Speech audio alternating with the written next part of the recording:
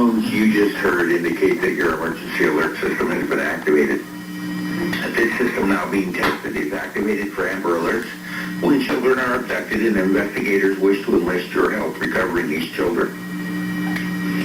The National Weather Service and your local public safety officials use the emergency alert system to warn you of events that pose threats to your life, health, and property.